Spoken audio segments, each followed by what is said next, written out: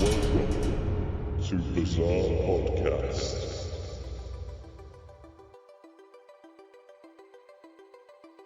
Hello guys, and welcome back, and thanks for joining me again. It's been about 20 days since the last episode, and I've been itching to get back behind the mic and discuss the latest topic that I've been researching. As you know, the month is October, and October can only mean one thing. And can anyone guess that one thing? Anyone? I'm sure you all know, it's Halloween.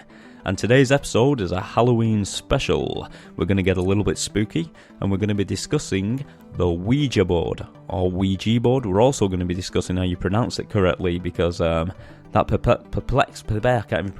perplexed me a little bit. I've really enjoyed researching this subject, and as I said, I was itching to get back in front of the microphone and bring this episode to you, and I hope you really enjoy it as much as I enjoyed researching it. So without further ado, I give you today's episode, The History of the Ouija board, or Ouija. I don't know. We'll find out. Enjoy the episode.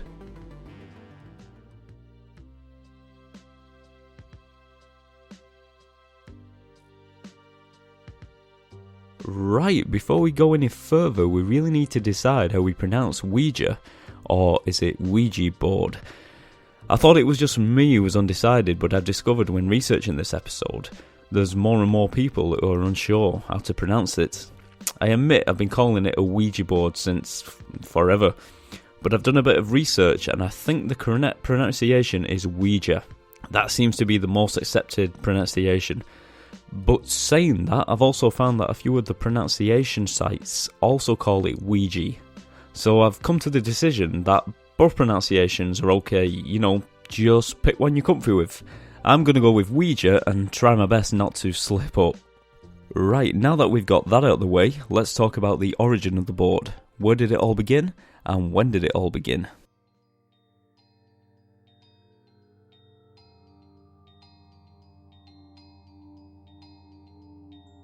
In America in the 19th century, spiritualism was very big.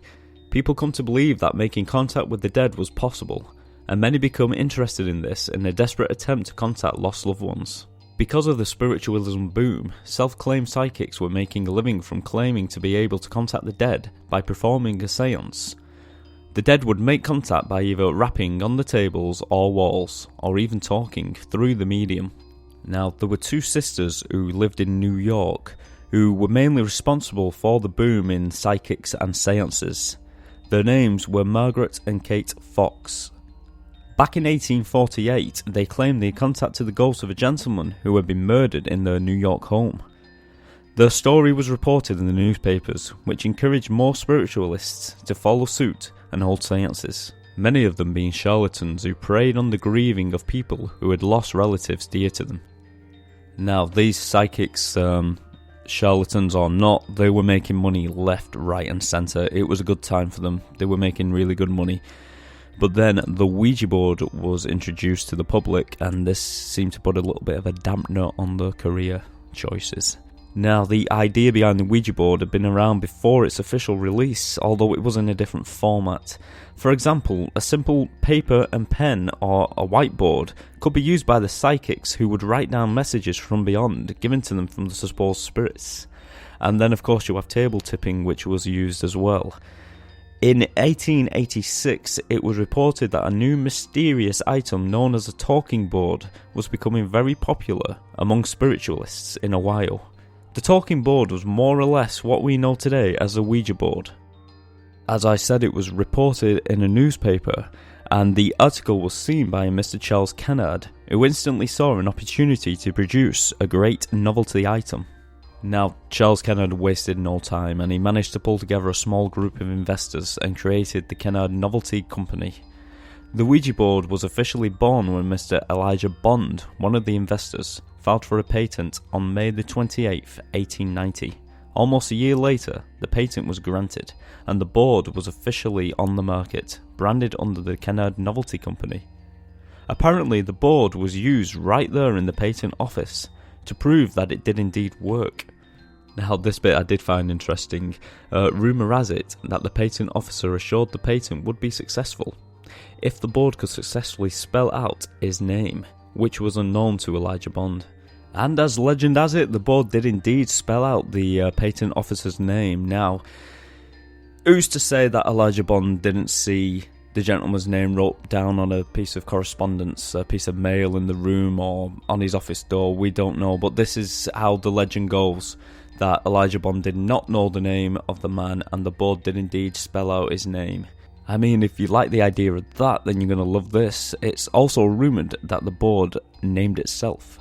Apparently, it was Kennard and Bond's sister-in-law, a Miss Helen Peters, who was an apparent medium, who all gathered around to ask the board what it would like to be named. And the board apparently spelled out Ouija, and of course that spelled out Ouija. And when the group asked what Ouija meant, what it translated to, the board told them it meant good luck. However, it was later revealed that Peters, Bond's sister, was wearing a locket that had the name Ouida on it, inside of it. It's spelled Ouida. Ouida was the name of an English novelist, and Peters was an avid reader of Ouida. And this may have caused Peters to subconsciously make the board spell out Ouija. Another theory is that Ouija was chosen because it sounded Egyptian. Due to the popularity of everything Egyptian at the time, in that time in history when there was newly discovered mysteries being found all the time in Egypt by archaeologists. I mean, in fact, it was also branded as an Egyptian look board, as well as a talking board and a Ouija board. Another theory is that Ouija is a combination of the French and the German word for yes, oui and ja. Put them together and you have Ouija, although this is believed to be false, and the version people normally sway to is the naming by Helen Peters and a possible favourite novelist. I mean, anyway, all that aside, the patent was accepted and the Ouija board hit the market. And then we fast forward to 1891. In the Pittsburgh Dispatch newspaper, on the 1st of February 1891, the first known advertisement for the Ouija board was published. The advert for the Ouija board was printed alongside adverts for sewing machine sales, merchant tailors, and an advert for removing facial hair. And the write-up for the Ouija board was printed above all of these. And after a little bit of searching on the internet, I actually found the advertisement, which was in the Pittsburgh Dispatch newspaper. And here's what it said. Right at the top of the advertisement is the word Danzigers and Company. It seems to be a toy and novelty shop what was advertising the new item. And then it goes on to say, always the first to introduce any new novelty. This time, Ouija, or the wonderful talking board. The Ouija is without doubt the most interesting, remarkable and mysterious production of the 19th century. Its operations are always interesting and frequently invaluable, answering as it does questions concerning the past, present and future with marvellous accuracy. It furnishes never-failing amusement and recreation for all classes, while for the scientific or thoughtful, its mysterious movements invite the most careful research and investigation, apparently forming the link which unites the known with the unknown, and the material with the immaterial. It forces upon us the conviction that a great truth was contained in the statement of the Danish prince. There are more things in heaven and earth, Horatio, than were ever dreamed of in thy philosophy. And then just underneath the price is printed, which was $1.49. And then it says, come and see this wonderful game. Always the cheapest. Danzigers, 6th Street and Penn Avenue. Now, as you can tell from that advert, there's no real mention of ghosts or demons or any dark intentions. It's advertised as more of a mysterious, fun parlour game. It's even described as a game right there in black and white, a new novelty to own. And apparently there was no real instructions or explanations as to why the board worked, and this probably left a lot to the imagination and helped sales in the board's early years. Before we go any further, I think I should give you a little bit of description about what the board is. I've just realised I haven't done that yet.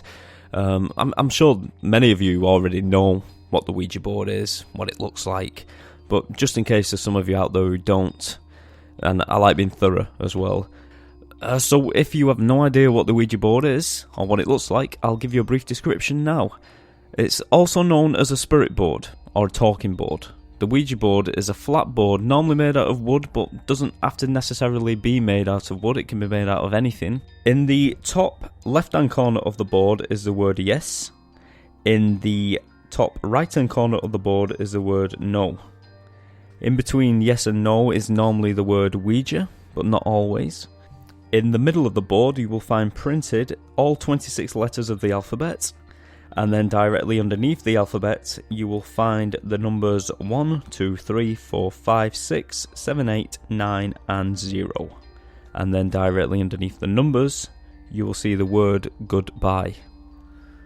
You also have a separate item that comes with the board, which is called a planchette. It's normally in the shape of a teardrop or a heart, and it's a very light piece of plastic with a small window normally in the middle of the planchette, which enables you to see the letters and the numbers of the board as you move the planchette over them. And the aim of the game is to ask the board a question. It's recommended that you play with 2 or more players. The players would lightly touch the planchette, ask their questions, and watch in amazement as the planchette seemingly moves from letter to letter, spelling out the answer to the question they asked. And the next part is said to be very important. Before ending your session, you must always move the planchette to goodbye, to close the doorway between worlds. And there you have it, there's a brief description of the board if you didn't already know what a Ouija board is and what it looks like. In a nutshell, that's it. Now we can get back to the history of the board. The board was a massive success for Mr. Kennard, and it was probably responsible for the growth of the company. In 1893, Kennard and Bond stepped out of the business due to work-related problems, internal pressures and all that kind of stuff. And this is when a gentleman named William Fuld steps into our story. He took the reins of the business and the rights to the Ouija board, which made him very rich, right up until his death, which eerily has a connection to the board. Fuld died in 1927 after he plummeted from the roof of one of his factories, which in life he claimed the Ouija board in fact instructed him to build. Here's another fun fact. William Fuld's gravestone is actually designed to look like a Ouija board.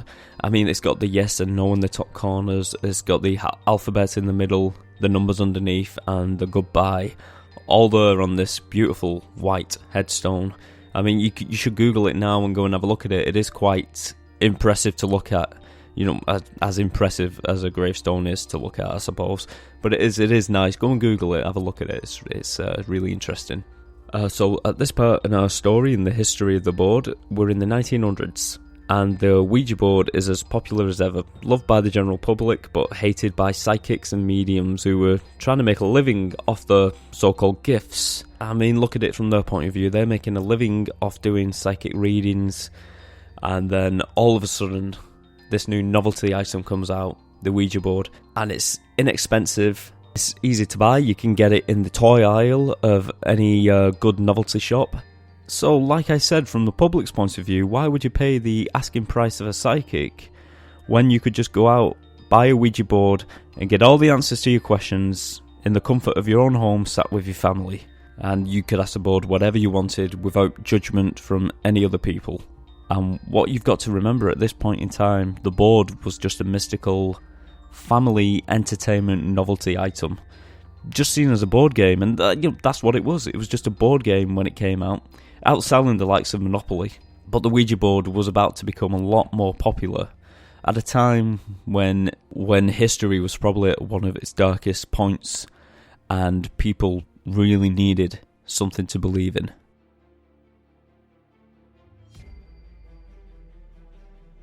On the 28th of July, 1914, World War I commenced, and lasted long over 4 years. Millions upon millions of lives were lost. So, as you can imagine at this time in history, this left a lot of people dealing with grief, and a lot of people desperate to communicate with the dead relatives. And the Ouija board was a lot of people's way to do that. And once again, sales of the board went up, as grieving wives who had lost their husbands in the war they went out and purchased the Ouija board in one last